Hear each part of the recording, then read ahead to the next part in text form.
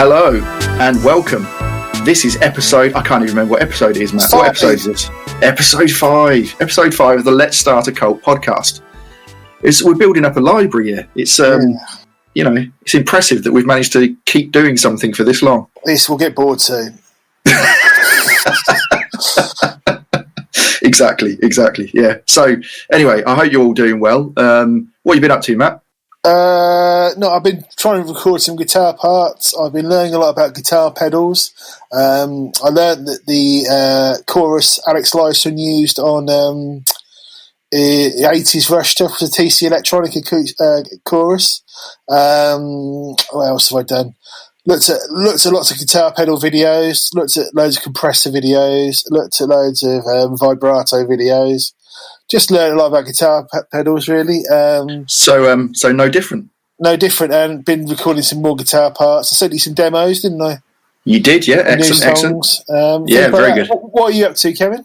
Well, mostly I've been working on a top secret project. Yeah, I've got that. All will be revealed. Wait and see, eh? Yeah, wait and see, yeah. Oh, yeah, we'll find out perhaps on Friday. Possibly, depending on when you're listening to this, of course. Yeah, okay, yeah. That'll be for those who are listening, that'll be Friday, May the 1st. May the 1st, yeah, so you'll find out then. Excellent, there we go. So, this episode, I believe, in the epic tale of Fears and the Dead, we've arrived at Spooky Action. Spooky Action, indeed, yeah, which is our second album. Our second full-length album, yeah. So, for those of you who are keeping tabs on this, so we've just finished the Stabbing a Dead Horse tour. We've already started writing a few tracks, haven't we? Arc was the first one of the Spooky Action tracks to sort of take form. And then we continued writing, and I think we were heavily influenced by the Stabbing a Dead Horse tour, weren't we? Yeah, I think that some of the math rock stuff, like Cleft and things like that, we liked, didn't we? Yeah, and definitely, then yeah. The sort of Cardiacsy sort of thing came in. Yeah. And then, hanging out with those guys, I think there's a lot of influences from Trojan Horse and Life World. I think there was also, we were really into television at the time, weren't we? Oh, yeah, we were, very much so. Yeah, very much so. The frame by frame King Crimson thing was still a big thing for us at the time, so there was a lot of that sort of feel to it. It was in sort of a continuation of what we'd been doing on the On VHS EP. It was, yeah. It was stuff that was all stuff that we'd written together in the rehearsal room. It'd all been put together like that. There wasn't really any demos or anything like that, really, was there? Apart from sort of phone recordings and that kind of thing. But we really just stuck it all together and, just went with it, didn't we? We just sort of cracked on with it, didn't we? We did. Now, at this part of the story as well, enter stage left or stage right, doesn't really matter where they enter from, the wonderful chaps of Bad Elephant Music, who I believe you already knew, didn't you? You already knew David. I met him at the Peel in about 2010, I think. Which side of the Peel? The music venue or the strip bar? It depends which variety of breakdown you're going to have. You're going to have the prog rock nervous breakdown or the going and hanging out with strippers. But no, this was the prog rock side of the nervous breakdown. Yeah, well, I met David there and I've talked to him online for a long time. I've been to a few festivals with him and we sort of became quite good mates. And he started up Bad Elephant with to put out a Shineback album, which is Simon Godfrey's band. And then he was looking for another artist.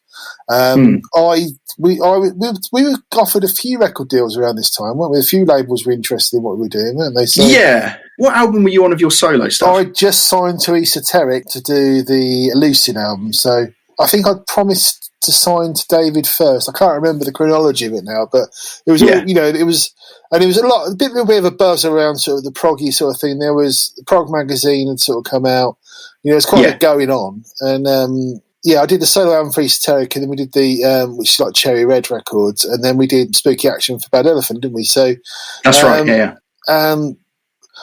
But yeah, I mean, basically, just David. The thing about David is he effectively wanted to start a label with very ethical sort of 50-50 split between the artist and label, very fair, and he's been really good to us. And basically, we put we were his second release, so it was quite a big sort of thing for him at the time, wasn't it? Yeah, I mean, because of the Stabbing a Dead Horse tour, and rightfully or wrongly, we kind of felt like we were on a bit of a roll. And I think, that coming off the back of that, signing to Bad Elephant Music, having a mild increase in sort of the size of our shows, things like this, more press. And I think, looking back now, we didn't think we did at the time. We kind of put quite a lot of pressure on ourselves, which I don't think really helped us in that particular situation. Looking back now, of course, it's easy to say, well, we could have just sort of laid back a bit more. But I think we felt very much like we had to keep going, had to get the ball rolling, keep the plate spinning, keep going. So the album, it was written relatively quickly, wasn't it? Yeah, I mean, I think it was written quickly. And I think looking back on it, I would have probably spent more time on the arrangements and stuff. But I mean, it was all done within the period of a few months, wasn't it? It was, yeah. And at the same time, like I say, you were releasing Lucid. We were releasing Spooky Action. It was very busy. Yeah, I was doing like 40 solo gigs a year at that point. I was really busy. I was constantly gigging, and it was all right. But I think I was probably pushing, trying to have a normal life as well. I was probably, we just had a young, my son had just been born, so it was a very hectic time. I think we were just so excited to get a record deal, and we just sort of tried to get the tracks together as quickly as possible so we could try and capitalise on a perceived level of momentum. Yeah, that's. I think that's an important distinction, isn't it?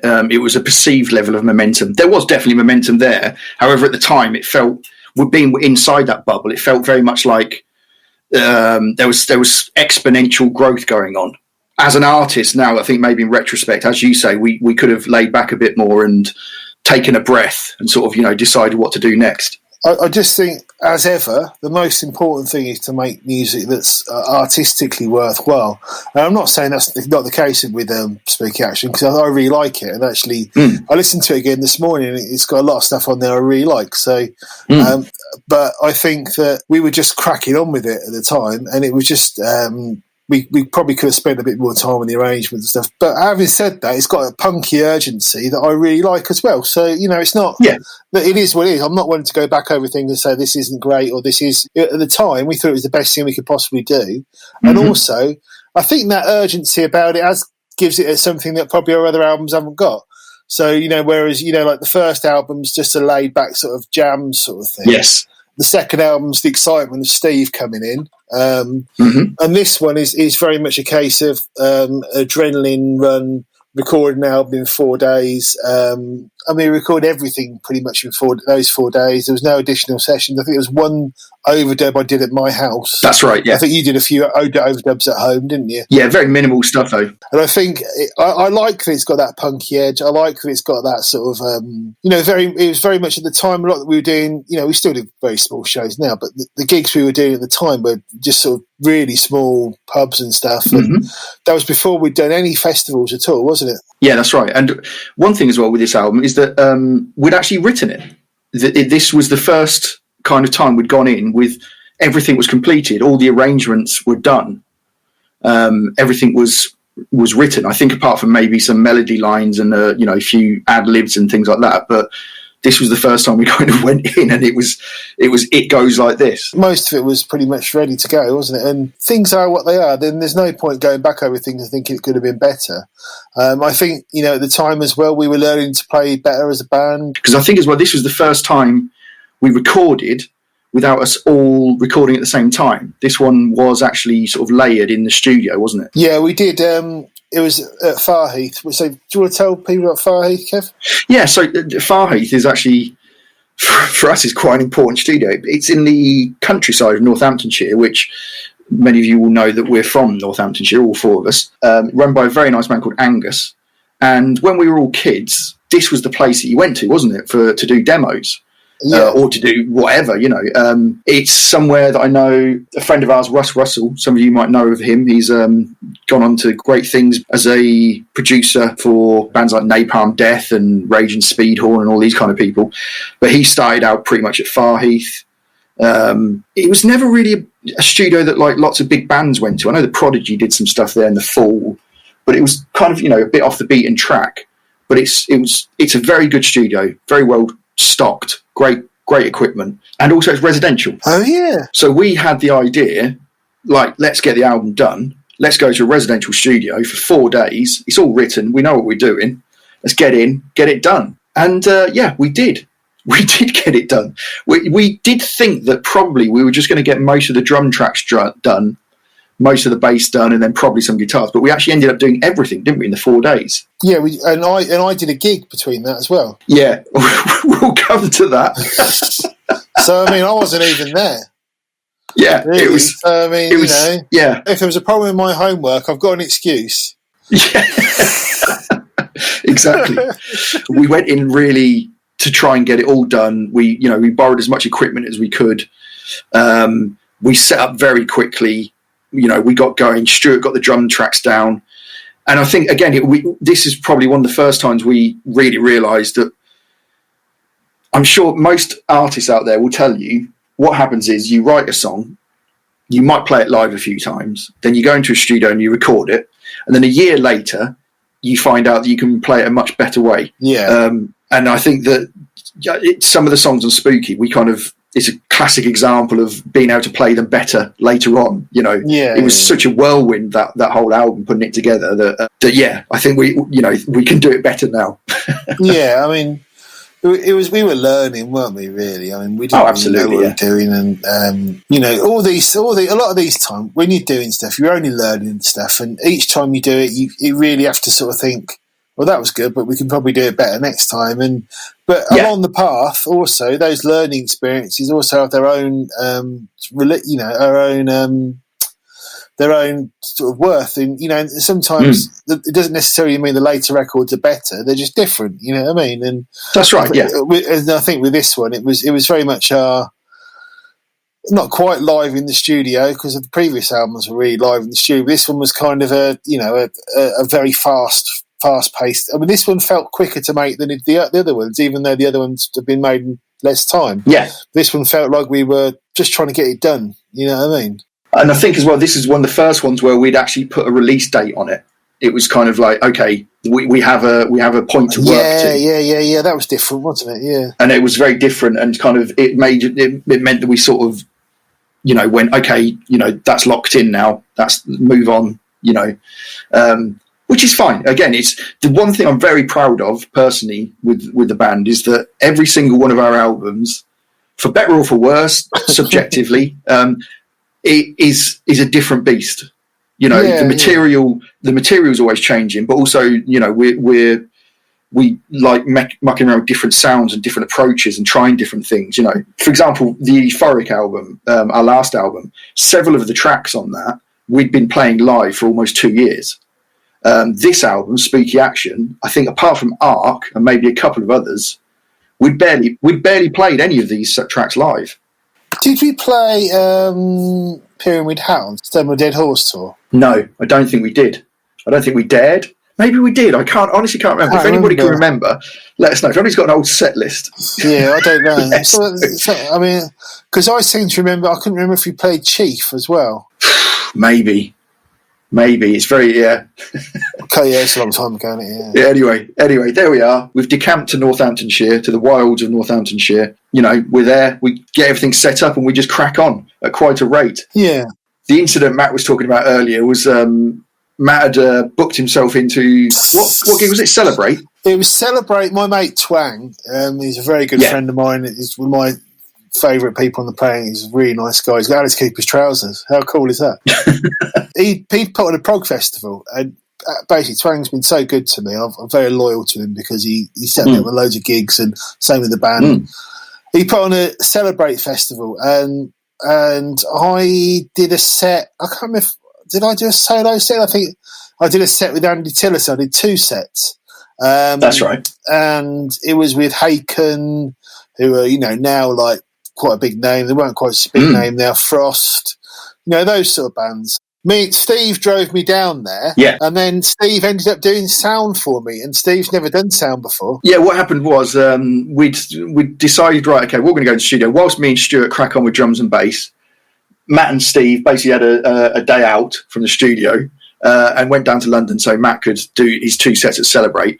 And partway through the afternoon, the evening, I can't remember what it was you were playing, I got a phone call off Steve asking me it was just Steve going, Kev. So I've got the audio plugged into this blah blah blah, and I've got the channel live, and I need to get the sound out. And I just went, Steve, just answer. I said, are you doing the live sound? And I can't remember exactly what happened, but apparently you turned up and the sound engineer wasn't there or something. But so Steve took the reins. There was just we were late anyway because we were nearly on time, and Steve went for a cup of tea, and you know what Steve did. So he went for a cup of tea, and then we were running through the streets of Kingston trying to get to the venue, and we were really late, and we got there literally as we were supposed to be going on, and we got there and there was no one doing the sound, so Steve had to do the sound for my solo set. So I did a solo set, and then I did an improvised set with Andy Tillison, and that was the first time I played with Andy, and that was really good fun. And that's something me and Andy Tillison still do now. He's a good mate of mine, Andy's, and it was a bit of a learning curve, put it that way. But for Steve, and for me as well. And then we had to drive back to Northampton, and then I think we tracked the guitars that afternoon. Later that night, I think you came back that night. I know you did, and then I think like the next morning we just cracked on with the guitars. Me and Stuart got most of the drums and bass down, and then we just went for it. Yeah. But I always remember that phone call from Steve. Yeah, well, we had more energy in them days because it was 10 years ago, wasn't it? It was 7 years ago. So true. You weren't quite so tired all the time, but yeah, it was a very hectic weekend. And then we came back and recorded all the guitars for it. So, should we go through the album and talk about the stuff? Yeah. So, part four. That's the first track on here. Now, this is a riff that we've been playing around with for ages, wasn't it? And we couldn't quite get it right. It ended up being our opening track, didn't it, for quite some time? I think we were trying to do something like we eventually did with Truck.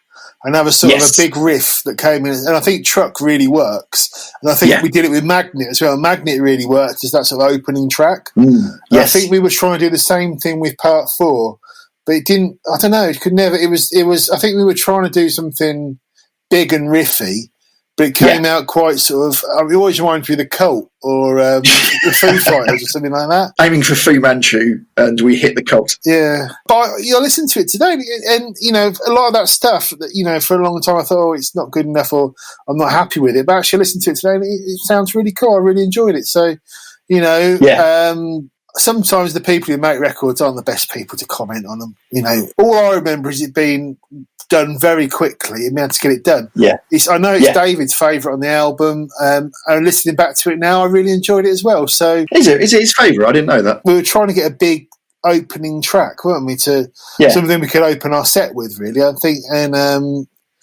we did use it to open the set for those couple of years from 2013-14. I think we might as well have called it sound check, because a lot of the gigs we were doing, we were just turning up and having line checks, and this song was quite a straightforward track for us to you know, as an opening track, to kind of work out what we sounded like at any particular gig. So that was quite handy for that. So that's part 4. Then Ark. Now, this one had been knocking around for a while. We'd played on the Stabbing a Dead Horse tour. I had most of the bits for it, and I played it when I did it in my acoustic set. September 2016, I was playing it in my acoustic set because I was working on it for a solo album. And I was opening for David Allen from Gong. I was doing... I did that in the opening set, and you very kindly were driving that day. You drove me up to... That's right. I can't remember where it was, but wherever it was the gig was. Somewhere just outside London. I can't remember exactly where it was. Can't remember where, but... not there, but I don't know, Harrow or something like that. Don't look for it's not there anymore. And we did that. Sorry, I remember after I played, he said, you know, we should work on that. And then I think we just played it at band practice. And then we did it on the Stamina Dead Horse tour, didn't we? We did, yeah. So, that was, you got all the guitar parts, pretty much all of the guitar parts. And I think I came up with the bass line, and there you go. It's a song that we've kind of dropped out of the set a bit now, and not because we don't like it or anything like that. It's because we played it for a very, very long time, and we got so bored with it. Which happens with anything, doesn't it? You know, it happens with everything. So, you know, I'm sure if we give it a rest for a while, it'll come back. Still do it as an encore every now and again if anybody wants an encore. Yeah, very, very rarely people actually want it. But, sometimes it's nice to do them. But yeah, so that's Ark, and it was. Yeah, I'd say on this one as well, the bass line on it at the time, I might have mentioned before, but I'm a big fan of, you know, bass players like Tina Weymouth and, the Talking Heads stuff and these kind of almost melodic kind of bass lines. And at that particular time, I was very much into the bass playing of Mike Watt of the Minutemen, Firehose, Stooges, all these people. And I think that was an influence from that, of those kind of very, very flowing, melodic kind of lines, which, I loved playing those. And I think that this album kind of had quite an influence from Mike Watt on it. What's next? Let's Start a Cult. As in, Let's Start a Cult, the podcast. There you go. Yeah. Now, this one, originally, it started off and it was in 3/4. Oh, yeah, I had the riff, didn't I? That bit, yeah. But for some reason, I'd got it in my head. There was a band I'd worked with in the past called Polar Bear, who some members of Polar Bear went on to form another band called Melt Yourself Down, who are still around now, and I highly recommend them. They're really good. And I've been listening to a lot of their stuff, and I really like this kind of dancey, joyousy, kind of bouncy kind of thing. And so we ended up taking your guitar part, which was very influenced by television, wasn't it? Yeah, Marquee Moon, isn't it? So it's got that's where the guitar parts are layered, and there's a few songs that got a Marquee Moon sort of feel on it. And, I think that one and Talking Heads were the two sort of influences that probably go through the whole album, isn't it? And then that's very true. Bit of Voivod. Oh, we'll come to that. Bit of Cardiacs as well, weren't there? There's a Cardiacs. Definitely, Cardiacs, yeah. I think we just discovered Cardiacs. We didn't really know about them until that point. Cleft as well. I thought Cleft were quite a band we were quite interested in at the time. So lots of stuff all sort of stacked up together, really. Yeah, and Let's Start Cult features the return of our good friend Terry Edwards, playing various saxophones on this one, mostly doubling up the bass riff, and at the end he put together a very nice sort of horn section on the outro, which is still great, really good. That's the one with the where we've got some live looping at the end with the delay pedal. When I've got the DL4, which is something I was really into, and I'm still really into. Actually, I really like that sound of the live looping. And then when we played Let's Start Cult live, we used to do a bit where it often goes into another song through a big wash of sound, and I really like that. I think that's really cool. So that's Let's Start Cult.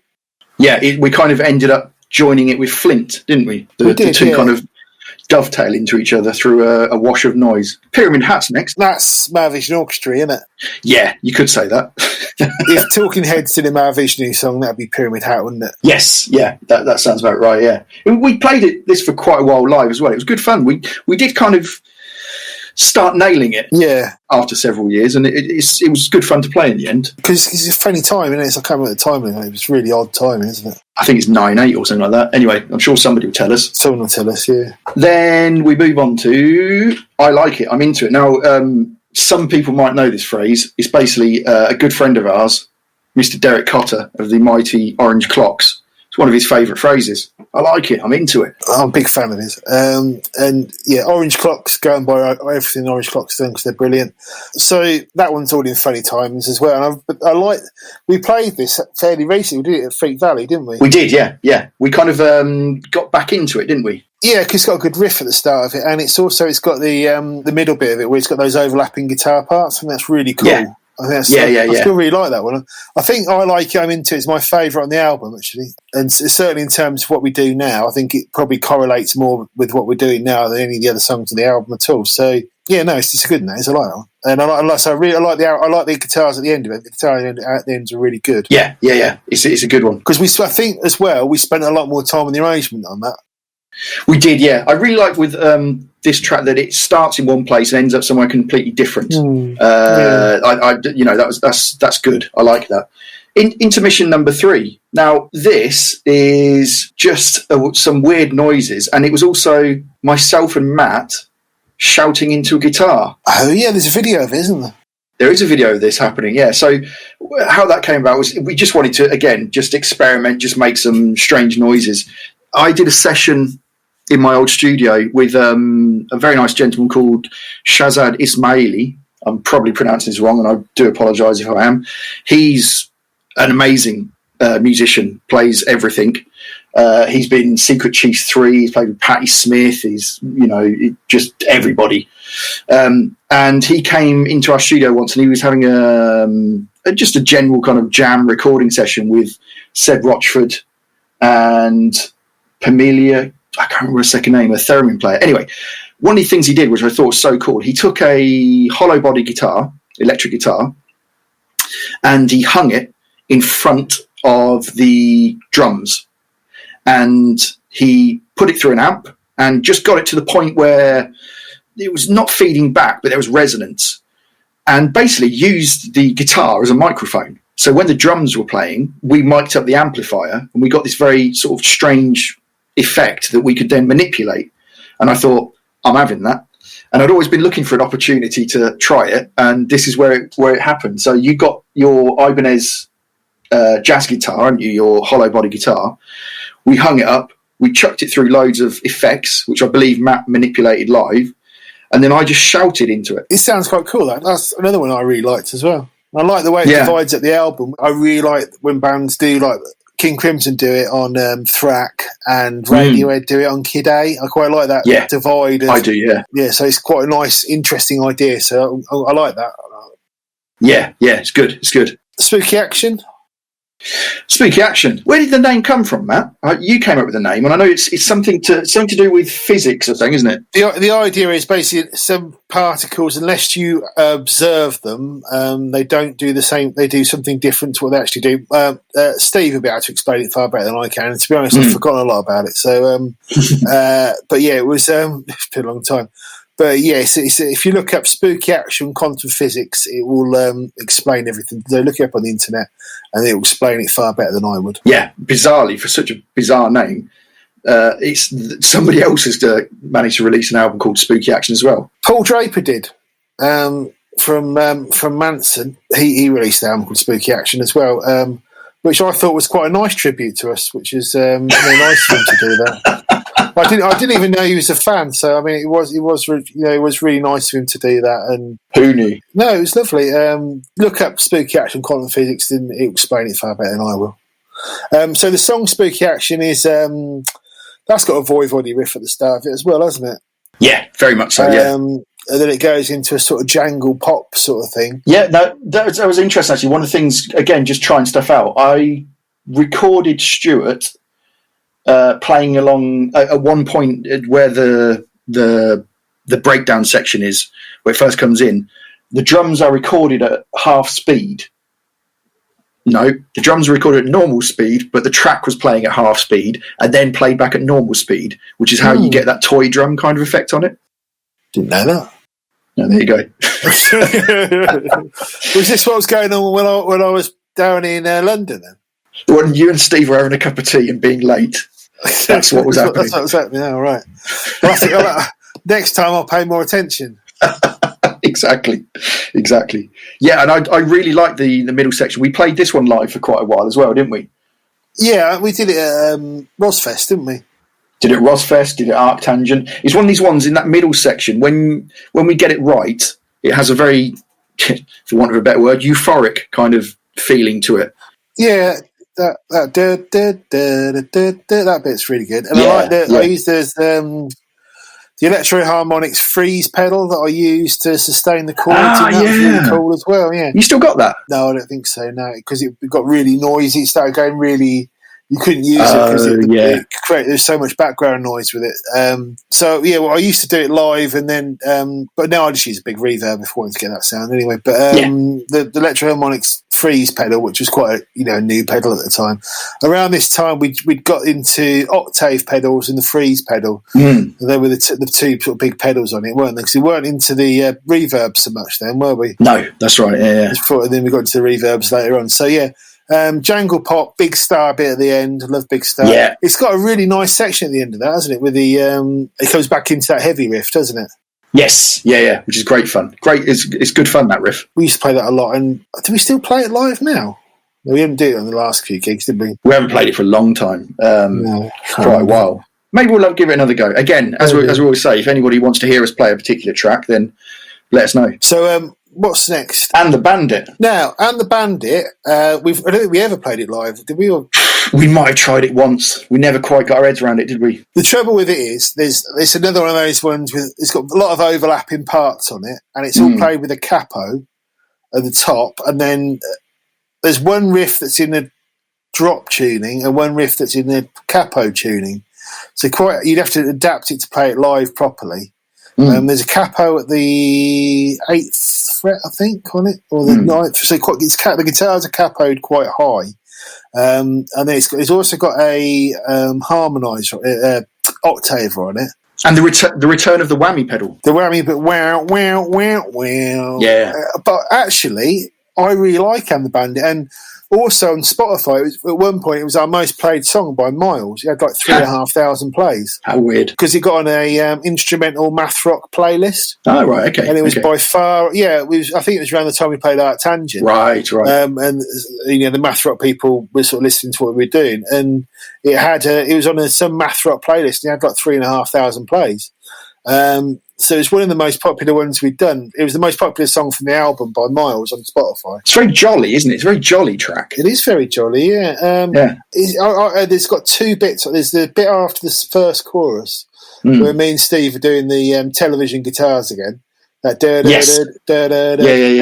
which is very Marquee Moon. That's very, very Marquee in. And that's the that's that thing, isn't it? Yeah. And then at the end, it's got that Smiths thing that I really like as well. Ah, yeah. Well, you played on your own, didn't you? You looped it up. And I just looped it, yeah. And I think there was a lot of David Bowie's Scary Monsters as well. Really into that stuff.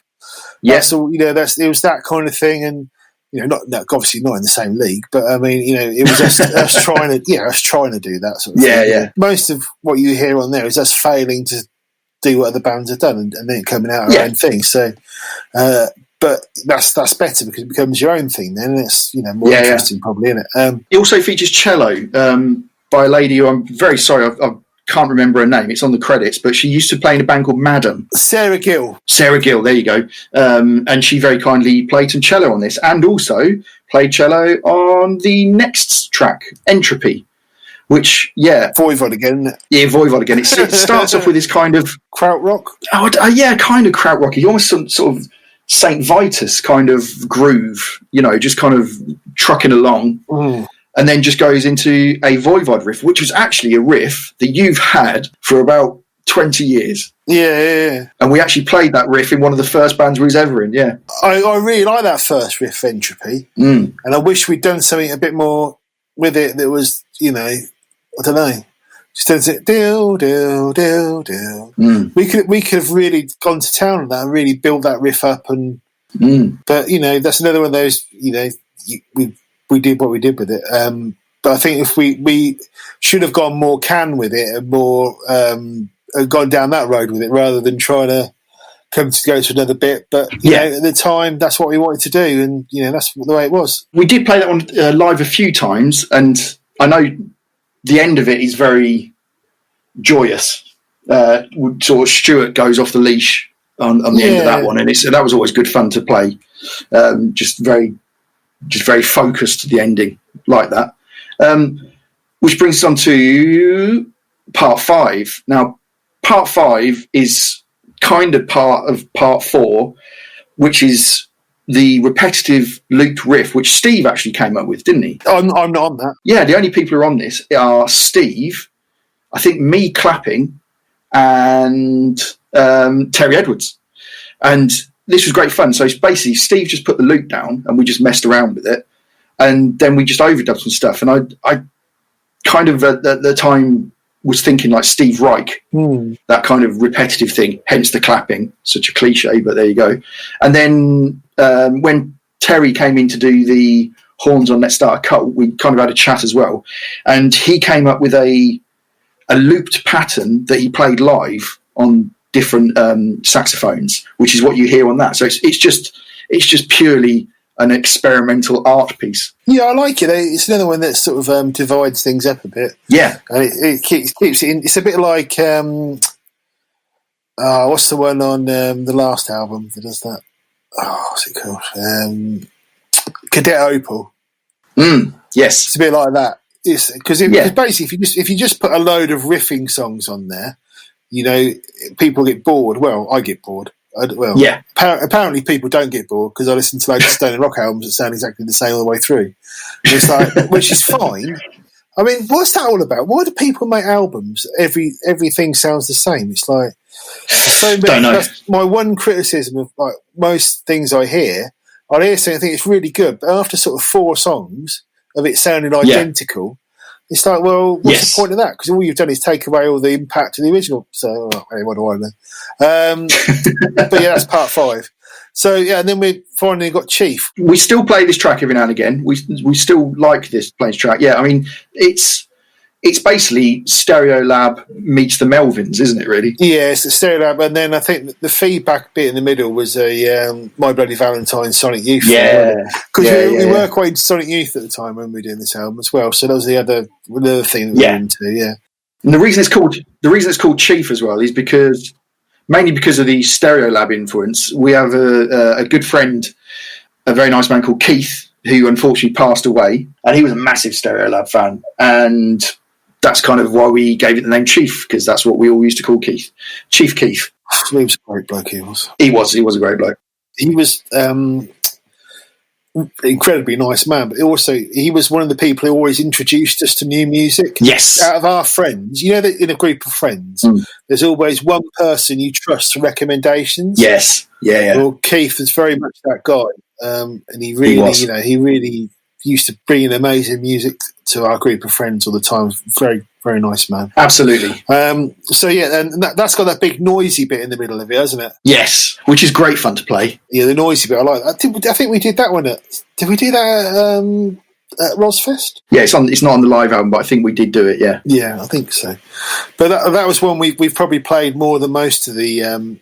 Of that era of stuff, isn't it? Yeah, it is. Yeah, absolutely. And like I say, it's good. It's good fun to play. So so we got the album. We made the video for Arc, which was made with our mate Ash, who I think we just met about that time, hadn't we? We first met Ash or at least I first met Ash on the Stabbing a Dead Horse tour, because I know he was a massive Cardiacs fan and friend with Carvus and all that lot. And I know he'd taken some very cool photographs of us, and he was also doing a lot of the Knife World videos and stuff. And we just became mates with him. And, he has his own little sideline called the Chaos Engineers, where he takes photos and does live videos and, music videos for people. And I highly recommend checking out all his stuff. But yeah, he did the Arc video for us. That was all his own idea as well, wasn't it? That was him. He was creative on that, not us. He was, he came up with the Arc board game and all that stuff, and he's just a really nice man. I'm a big fan of his. I'm a really big fan. Really, really, he's a really imaginative, clever guy,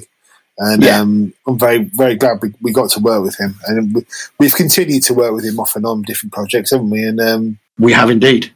He edited our live stuff from Rosfest. He's just a really good guy, and he's super talented as well. Yes, he is. He makes all the Knife World videos. He does loads of stuff for different bands and stuff. He's a really good guy.